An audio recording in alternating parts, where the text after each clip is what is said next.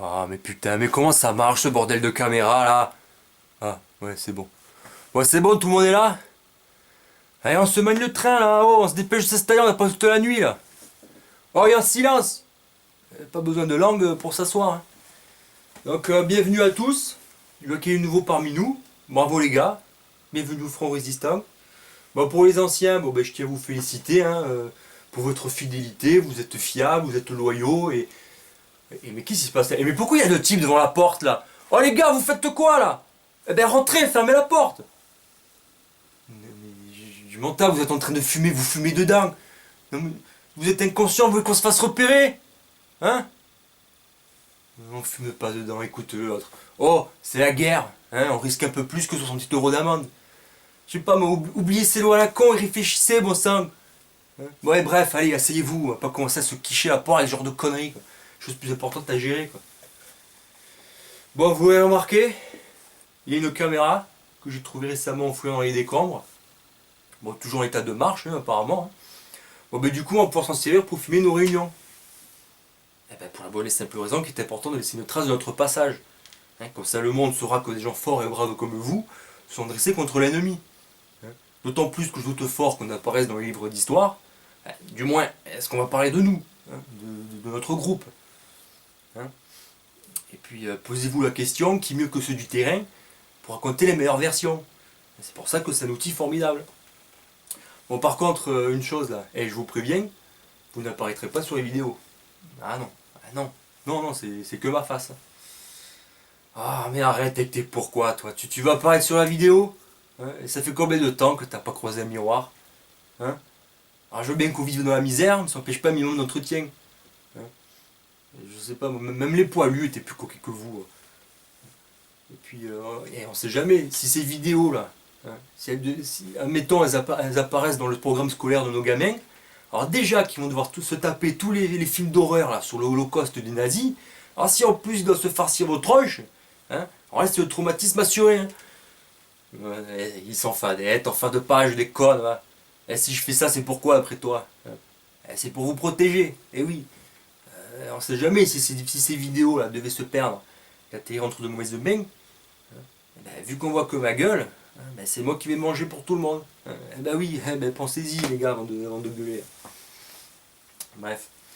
Donc concernant les réunions, alors pour ceux qui se demandent à quoi elles servent, bon ben déjà elles nous permettent de nous réunir de manière conviviale, hein, c'est important hein, pour le moral, hein, et de faire le point sur notre évolution. Mais bon, avant de commencer, je voudrais vous faire un petit rappel sur le tableau valorisant du résistant. C'est quoi être résistant hein? Alors, résister, c'est aimer, résister, c'est respecter, résister, c'est protéger notre pays, nos terres, notre peuple, nos vies. Et pour ça, on doit se battre, faire appel à tout notre courage et se battre. Hein, qu'est-ce que tu dis? Ouais, pas comme les collabos, ah, putain, un catané, c'est vrai qu'il y a ceux-là aussi. Mais bon, vous savez quoi, j'ai même pas envie d'en parler. Hein. Et en plus, les gens, je pense qu'ils ont assez entendu ces histoires-là. Hein, l'image du français collabo, alors il est assez.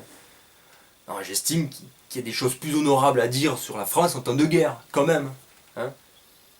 Non, quand toute cette merde sera terminée, bon ben. Bon, je pense qu'on va leur réserver une petite punition gourmande. Hein, je sais pas ce que vous en pensez. Ben, d'ailleurs, si on se jette un œil sur une partie de notre équipement, bon, ben, je peux voir qu'on a de la corde, on a du gros scotch.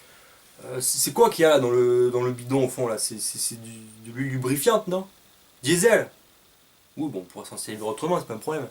Voilà, divers objets de toute taille, toute forme. Bon, je pense qu'on a de quoi s'amuser. Hein. Mais par contre, une chose les gars, on fera ça en privé. Hein, pas de caméra, pas de place publique, non. Hein, ça doit rester une affaire interne, on se mettra dans un sous-sol, à l'abri d'un regard indiscret, hein, et affaire réglée. Hein. Ok? Alors, oui, dit comme ça, être résistant, ça sonne plutôt bien. Hein, on peut très bien se dire, oui, on s'amuse bien, hein, c'est classe, allons-y, pourquoi pas. Ouais, mais attention les gars, c'est dur, c'est très dur. Hein, il faut être très fort hein, de corps et d'esprit. Hein, beaucoup cèdent face à la peur et le désespoir, il faut le savoir. Hein. Bon, vous l'aurez compris, c'est pas le club Med. Hein, le résistant, il ne danse pas le Mia. Hein, il y a de vrais dangers, c'est la guerre, on se fait tuer, hein, tout simplement. Hein. Bon, ben, c'est pourquoi j'ai recensé les risques les plus courants qui sont souvent les plus anodins. Bon, ben, déjà, il faut savoir que beaucoup sont tombés à cause d'une erreur de camouflage. Alors, pourtant, me direz-vous, c'est le b.a.-ba du combattant, c'est vrai, mais bon, il faut savoir que beaucoup trop se sont fait tirer comme de la paix à cause de ça. Ben, je vais vous donner un exemple. Comment ils s'appelaient là, les deux là je sais pas, qui venaient d'Afrique ou des Antilles, là, je sais pas quoi là. Basile et Gontran, ouais, voilà. Ils venaient de Bretagne. Ouais, mais ils n'avaient pas un accent breton, c'est pas ça qu'ils avaient. Hein. Bon, bref. Donc Basile et Gontran, là. Bon, ben eux qui étaient en mission en fait, ils devaient repérer les sentinelles ennemis dans le secteur. Hein.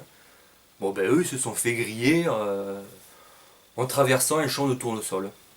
De tournesol. Qu'est tournesol? Mais qu'est-ce qu'ils allaient foutre dans un champ de tournesol? Hein? Alors, pourtant, eux qui avaient survécu à l'épreuve de l'hiver enneigé, alors moi je me suis dit, bon bah ouais, moi j'ai pensé, bon, ils ont assimilé l'art de se fondre dans le décor. Hein, tu penses? Non, mais non, eux ils se sont fait avoir connement.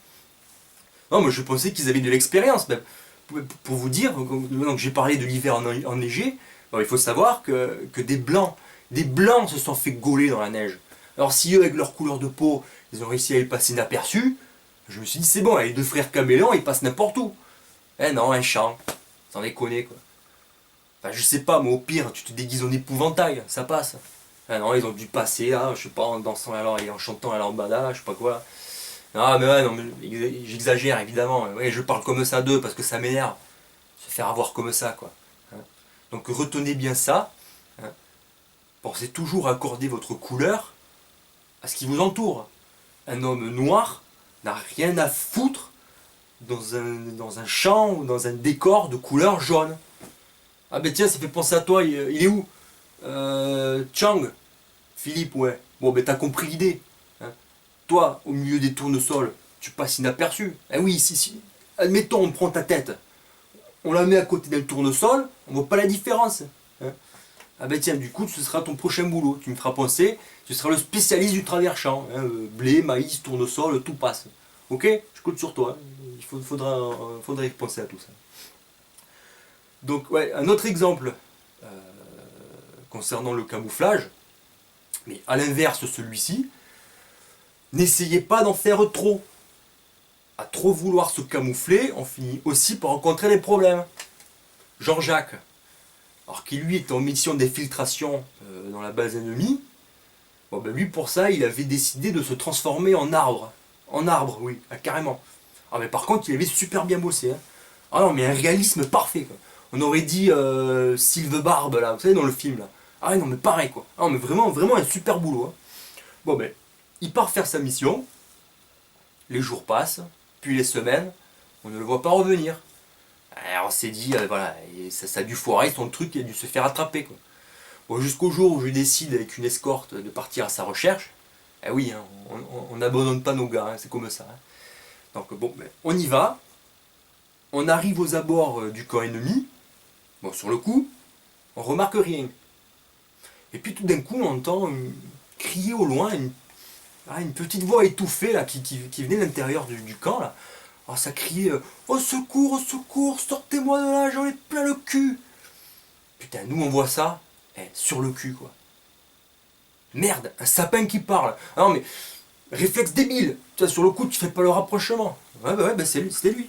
Alors pour vous donner le tableau, alors il y avait notre Jean-Jacques, hein, qui était au beau milieu de la cour du camp ennemi, totalement immobile là, dans son arbre, là, avec que des boules et des guirlandes plein la gueule.